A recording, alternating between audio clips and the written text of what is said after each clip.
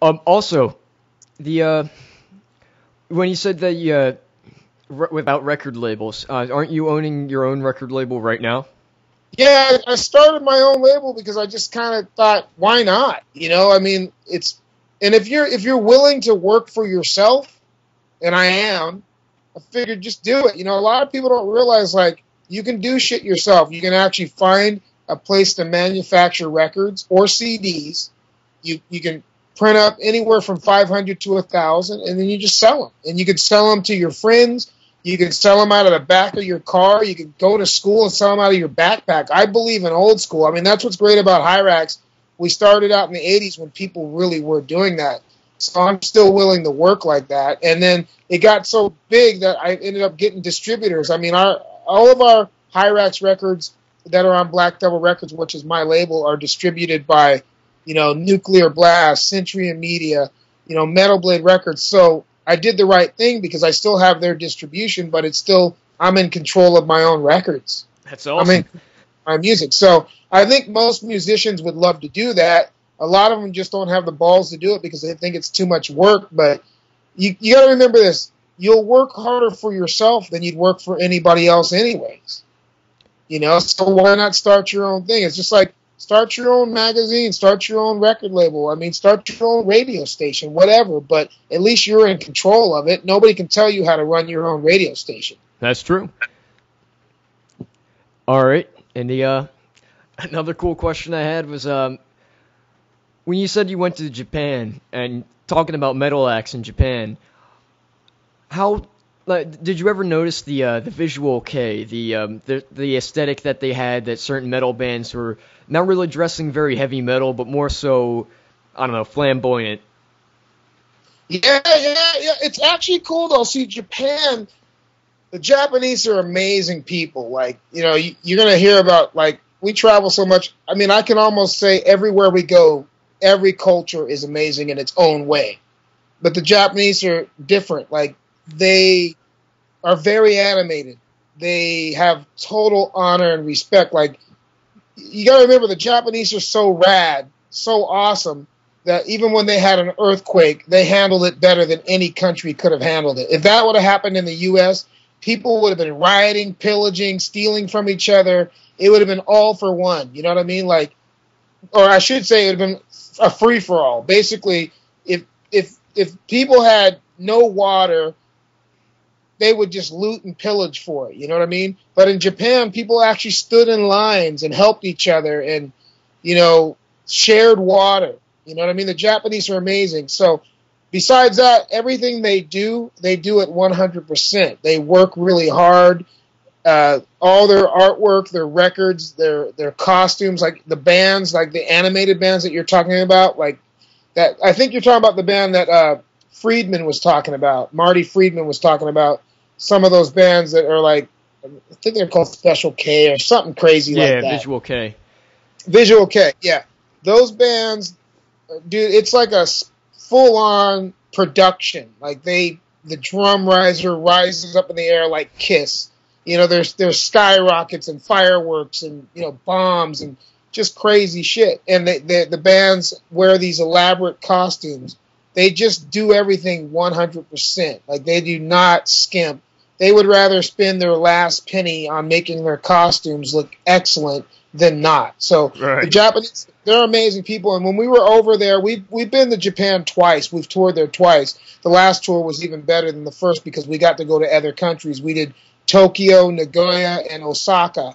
And we saw amazing stuff everywhere we went. We got to see the oldest culture, which is like the temples and the monks. We saw priests. We saw all kinds of stuff. But then we also saw today's modern lifestyle. We saw kids that look like you don't even know if they're a man or a woman because they've got makeup on and they're really thin and some of them are real feminine. So you just don't know, if it's, it's a different culture, but they're also really awesome. Like, you're just like, wow. I mean, it's mind blowing to go to Japan. You just kind of have to go there. It's almost hard for me to kind of tell you what it's like. I highly suggest everybody that I meet that when we talk about Japan, I suggest that they go there. Oh, yeah. I heard the metal scene there is really strong, too.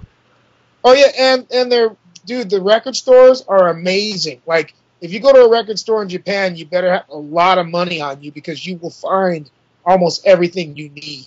Like, the record stores they're like libraries. Like, you can find every genre. We went to one record store that had a floor that was only death metal.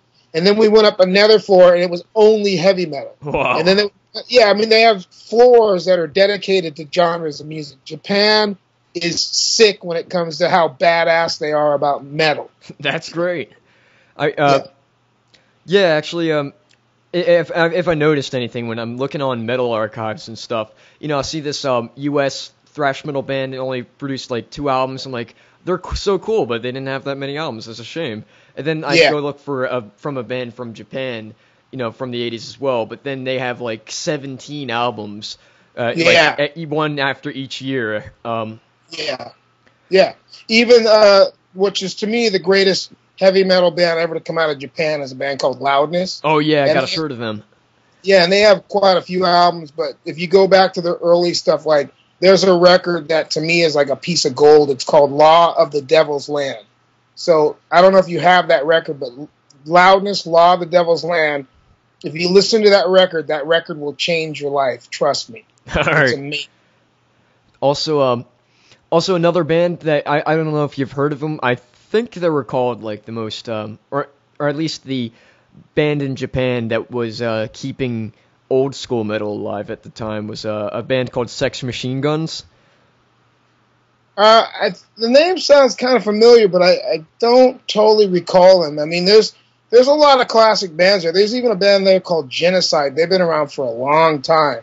But, some of the stuff's really obscure shit. Like, me and you are kind of like metal freaks, so I think if whoever's listening to this interview is probably going, who the hell are these bands they're talking about? But there's also a band that's been around for a while called Psy. They've been around quite a long time, and they're pretty damn good, too. Oh, yeah, like an avant-garde type of black metal thing. Yeah, and for what they do, they're amazing. They have 2 singers, a female singer and a male singer, and they're just, for what they do, they're amazing.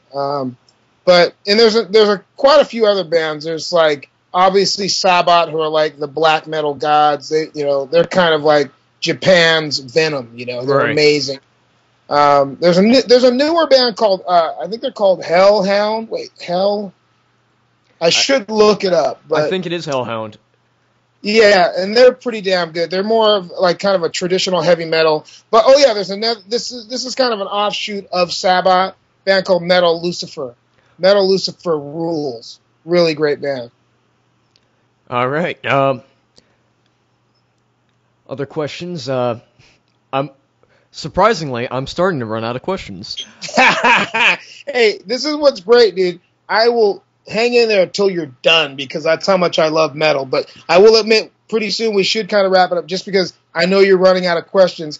And I've got to start packing my bags because we leave in about a day and a half for South America. And what's funny, out of all the years I've been doing this, I'm still so bad at getting packed up early. Like, my shit should have been packed up days ago. And I still got to clean my leather stuff because, like, this, I don't know if you know this fact about bands that wear leather, but leather is, like, the worst shit to wear on stage because we bang our heads like maniacs live.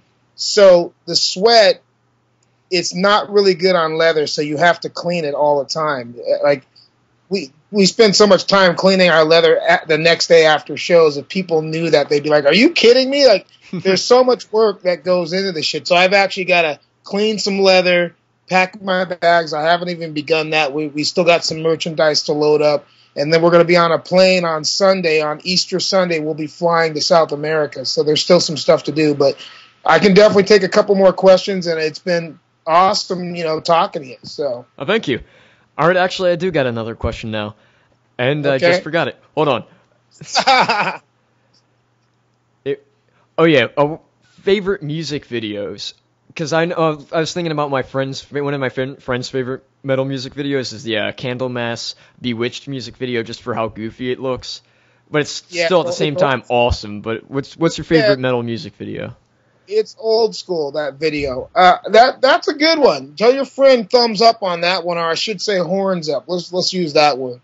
But Candlemass is probably, besides Trouble, they're probably my favorite doom metal band. I love Candlemass. It's a great band. Messiah is an amazing singer. I don't think he gets enough credit, but when he was in the band, like that goes back to that kind of thing, like where who would you like to see with a certain lineup? I'm actually bummed that he's not in Candlemass anymore, because that's my favorite period of Candlemass. Whenever Messiah is in the band, they're amazing. But that video rules.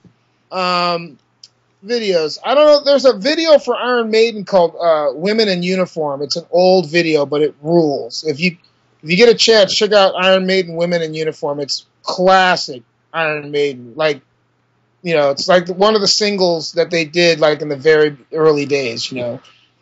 Who else? There's an old, I know this is not so heavy, but it's just a great video. A video by Twisted Sister. You Can't Stop Rock and Roll.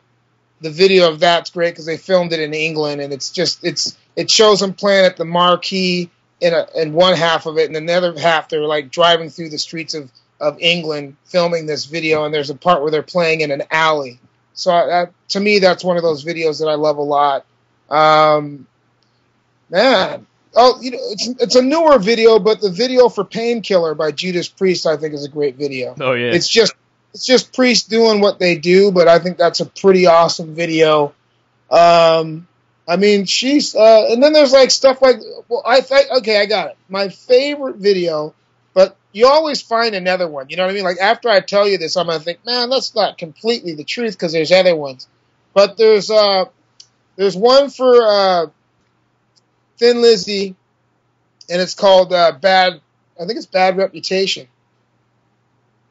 Yeah, Bad Reputation, Thin Lizzy, and there's another one for Motorhead called Iron Fist. Iron Fist would probably be one of my all-time favorite videos. If you see the Motorhead Iron Fist video, it's just fucking great, and it's just total metal. It's a total heavy metal video. All right. I think my favorite metal video has probably been, at least the one I can think of, is Nightmare by Venom.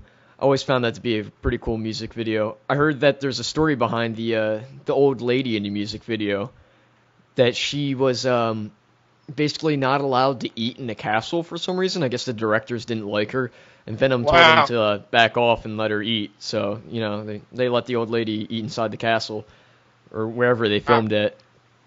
That's crazy. Yeah. Yeah, well, you know what? Did you ever see, I think, it's either South of Heaven or Seasons in the Abyss, but that video has it's the one where they're playing in the temple. I don't know if it's Seasons in the Abyss. It might be Seasons in the Abyss. I think it is. But they're playing in a temple, actual temple, and that's a pretty impressive video just that they got permission. I could be wrong about the title. I don't think I am, but it's a Slayer video where they're playing in a temple like in Egypt or something like that. And they got permission to do it. So I always thought that was pretty amazing. You're actually making me feel like I should check my facts, and that's what's great about the internet.